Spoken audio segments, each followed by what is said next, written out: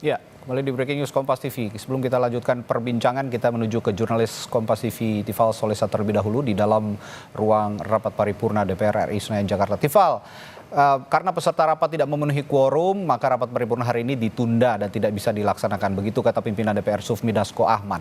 Tapi apakah sudah ada informasi kapan BAMUS akan dilakukan dan rapat pimpinan juga akan dilakukan untuk memutuskan kembali kapan rapat paripurna ini akan dijadwalkan ulang begitu, Tifal?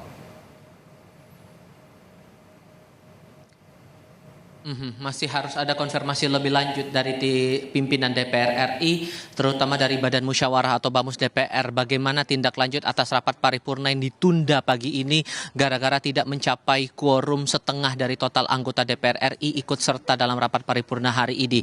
Yang perlu dicatat di sini adalah dalam laporan yang disampaikan oleh Sufmi Dasko Ahmad selaku Wakil Ketua DPR RI fraksi Partai Gerindra yang memimpin rapat paripurna hari ini, total anggota yang hadir dalam rapat paripurna hari ini di tanggal 22 Agustus 2024 sebanyak 89 orang dari total 575 anggota DPR RI periode 2019-2024 dan yang dilaporkan izin sebanyak 87 orang. Kalau saya kutip pernyataan yang diutarakan oleh Dasko selepas mencabut skors pertama selama 30 menit beberapa saat yang lalu, yang menyampaikan oleh karena itu kita akan menjadwalkan kembali rapat BAMUS untuk paripurna karena quorum tidak tercapai. Apa bentuk tindak lanjutnya ini juga masih harus kami konfirmasi lagi, terutama yang menarik di sini adalah pihak-pihak mana saja yang absen atau tidak hadir dalam rapat paripurna hari ini. Karena secara kasat mata kalau saya lihat perwakilan setiap fraksi ini sudah berada di dalam ruang rapat paripurna sebelum rapat dibuka pada pukul 9.30 waktu Indonesia bagian Barat tadi. Namun kemudian dari awal di sesi pertama di 9.30 tidak sampai quorum, jumlah anggota tidak sampai 100 orang bahkan, maka kemudian Dasko selaku pimpinan rapat memutuskan untuk skors selama 30 menit di sesi pertama. Setelah skors dicabut, jumlah anggota sampai detik terakhir pun tidak sampai 100 orang. Inilah yang kemudian membuat sidang tidak sampai pada proses pengambilan keputusan atas revisi Undang-Undang Pemilihan Kepala Daerah yang kemarin di tanggal 21 Agustus 2024 sudah masuk dalam pengesahan atau pengambilan keputusan tingkat pertama di Badan Legislasi DPR RI. Yang terlihat sekarang kondisinya saat ini saya posisi berada di balkon ruang rapat paripurna Nusantara 2 Kompleks Parlemen Senayan Jakarta sudah betul-betul kosong. Tidak ada anggota lagi yang terlihat atau anggota parlemen yang berada di dalam ruangan ini. Terakhir kali yang saya lihat keluar dari area adalah salah satunya anggota DPR RI fraksi Partai Demokrat Hinca Panjaitan. Masih butuh konfirmasi lagi soal bagaimana tindak lanjutnya, tapi yang jelas dalam tata tertib DPR itu persis daripada pasal 279 dan pasal 281 syarat pengambilan keputusan bisa dilakukan dalam rapat paripurna dan hasil dari putusan itu dianggap sah apabila jumlah anggota yang hadir setidaknya separuh dari total anggota yang 575 anggota itu, plus dengan syarat berikutnya setengah dari total fraksi yang ada di parlemen ini ikut serta dalam rapat paripurna. Secara fraksi oke, ini sudah memenuhi, tapi jumlah anggota ini yang tidak sampai quorum sesuai dengan tata tertib DPR. Radi. Oke, kita nantikan konfirmasi ulang dari Anda ke pimpinan DPR, tentu saja juga dengan Badan Musyawarah DPR, bagaimana tindak lanjut dari penundaan rapat paripurna yang seharusnya dilakukan hari ini untuk memutus revisi Undang-Undang Pilkada, mengesahkan revisi Undang-Undang Pilkada. Terima kasih Tifal Solesa dari dalam gedung DPR RI Senayan Jakarta. Ini kalau kita lihat Prof. Aan, saya akan kembali berbincang dengan Prof. Aan ini. Kalau kita lihat penundaan ini mau menentang diam-diam atau hanya menunda saja kira-kira kalau menurut Anda, Prof. Aan? Iya, ya pertama memang ada problem ya di quorum. Tapi kalau melihat hasilnya kemarin 8-1, seharusnya kan sudah mayoritas ya. Sehingga kalau mau datang semuanya tentunya akan quorum ya, akan quorum. Walaupun satu fraksi tidak ikut tadi. Oke. Nah, hanya saja persoalannya adalah ini masyarakat kan sangat menyorot ini gedung dewan saat ini. Ya. Nah, saya melihat ada keraguan ya, di hati mereka untuk bisa menggolkan di siang bolong seperti ini. Sehingga khawatirnya nanti di saat-saat sunyi, saat-saat sepi, ya, hasrat kekuasaan itu muncul, akhirnya jadilah ini barang. Ya.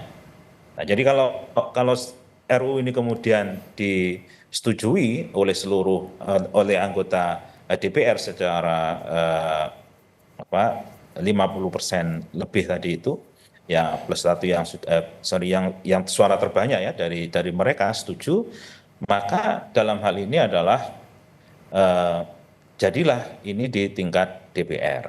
Baru kemudian dia persetujuan bersama dengan presiden dan baru pengundangan bisa. Iya. Tapi sebagai kekuatan sipil saya kira masyarakat walaupun nanti tanda kutip dikibuli seperti itu, masih ada peluang ya dalam negara hukum ini untuk mengajukan ini ke Mahkamah Konstitusi, diuji formil maupun diuji material. Dua-duanya aja, ya, formil sama material. Dari pengujian itu nanti kita lihat apa putusan Mahkamah Konstitusi. Nah, dengan konstruksi yang hukum yang seperti ini tentunya Mahkamah akan lebih berpegang kepada Undang-Undang Dasar bahwa RUU ini atau yang sekarang sedang dibahas perubahan Undang-Undang Pilkada ini bertentangan dengan konstitusi. Nah, sehingga kembalilah kepada tafsir Mahkamah Konstitusi terhadap Undang-Undang Pilkada yang lama begitu.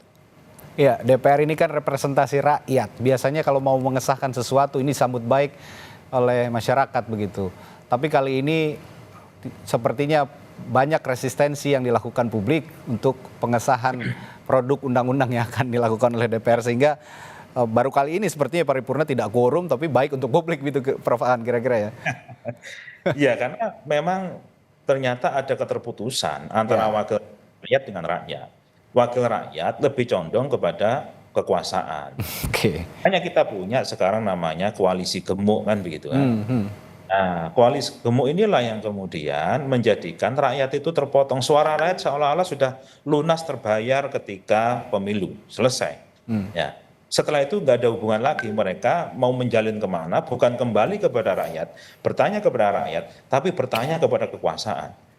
Jadi ini menjadi pembelokan ya dalam sistem demokrasi kita. Seharusnya parlemen itu adalah parle ya, bicara atas nama rakyat, tapi ini bicara atas nama kekuasaan. Inilah yang kemudian menjadikan rakyat akhirnya jengah juga, akhirnya bahagia. Oh, nggak jadi rapat bahagia. Seharusnya kalau nggak jadi rapat kan justru kinerjanya jelek gitu. Betul. Rakyat seharusnya sedih kan begitu kan. Tapi baru kali ini ya tidak jadi rapat, publik menyambut baik gitu. Tapi tetap harus kita kawal sepertinya Prof. Aan. Iya. Yang Anda katakan tadi ya, bisa saja di saat-saat sunyi ini kemudian disahkan begitu.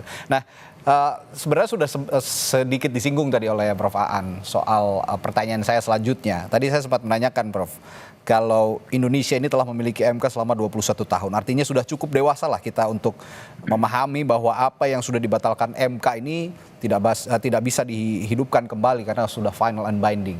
Tapi DPR memiliki siasat, memiliki upaya untuk against the Constitution, sepertinya seperti itu. Pertanyaan saya sederhana, pola pikir apa yang Anda baca dari para anggota parlemen ini dalam upayanya mengubah atau merevisi undang-undang pilkada sebenarnya? Ya, pola pikir kekuasaan. Ya. Jadi bukan pola pikir demokrasi. Demokrasi itu mengabdi kepada kepentingan rakyat, tapi ini mengabdi kepada kepentingan kekuasaan. Salah satu contoh begini, dalam perkara ini ya, yang diputus Mahkamah Konstitusi itu kan sebenarnya membuka peluang sebesar-besarnya kepada rakyat untuk ikut kontestasi dalam pemilihan kepala daerah dan wakil kepala daerah. Sehingga kalau dulu sangat dikuasai oleh hegemoni partai yang mempunyai kursi, sekarang dibuka. Partai yang tidak punya kursi pun bisa mengajukan calon. Kan begitu. Seharusnya siapa yang diuntungkan kalau calonnya banyak? Seharusnya rakyat gitu ya. Tapi justru yang terjadi adalah ini alergi ini terhadap keterbukaan terhadap rakyat yang banyak. Kalau bisa itu lawan bumbung kosong. Kalau bisa lewat kotak kosong kan begitu kan? Tidak ada lawan kan begitu. Sehingga tidak perlu bekerja keras-keras ya untuk memenangkan. Nggak ada lawannya kan begitu. Tinggal daftar, duduk, diam, lihat hasilnya selesai. Nah, ini kan justru ada anomali sebenarnya di sini kan. Ada keterbalikan terhadap demokrasi. Jadi sekali lagi demokrasinya bukan mendengarkan suara rakyat, tapi ada suara lain yang didengarkan. Suara apa itu? Suara kekuasaan. Sehingga apa? mempertahankan kekuasaannya. Caranya bagaimana? Caranya dengan membentuk hukum agar hukum itu mengabdi kepada kekuasaan. Itulah disebut dengan negara autokrasi. Ya. Ini memang sangat mirip dengan monarki. Hanya bedanya sedikit aja. Kalau monarki itu memang dari dari garis keturunan. Kalau autokrasi, ya negara dikendalikan oleh satu orang, satu kekuasaan. Nah, gennya tidak begitu kelihatan, walaupun ya samar-samar sih sekarang gennya gitu ya. Tapi ya tidak harus seperti kerajaan yang memang keturunan dari atas ke bawah. Ya. Tapi ngomong-ngomong monarki, ada yang menyinggung Raja Jawa nih sepertinya kemarin, Prof. Aan. Tapi ya apapun yang terjadi saat ini di gedung DPR begitu, meskipun tidak bisa dilaksanakan karena tidak quorum, kita tetap kawal bersama bahwa ada ruang-ruang sunyi yang harus diwaspadai sepertinya memang jika memang ini nanti tidak jadi dilaksanakan hari ini rapat paripurna dan aksi unjuk rasa akhirnya tidak melihat apa yang diputuskan hari ini DPR itu tidak jadi, tetap saja harus kita kawal. Kami juga dari media tentu akan terus menyoroti gedung DPR sehingga tahu apa alasan sebenarnya, meskipun tadi Prof. Aan sudah menyinggung bahwa ini adalah orientasi kekuasaan. Ini harus diperjelas kepada publik, tujuan utama dari DPR mengesahkan revisi Undang-Undang Pilkada, dan ada resistensi dari publik yang harus juga kita kawal bagaimana penyelesaiannya. Baik.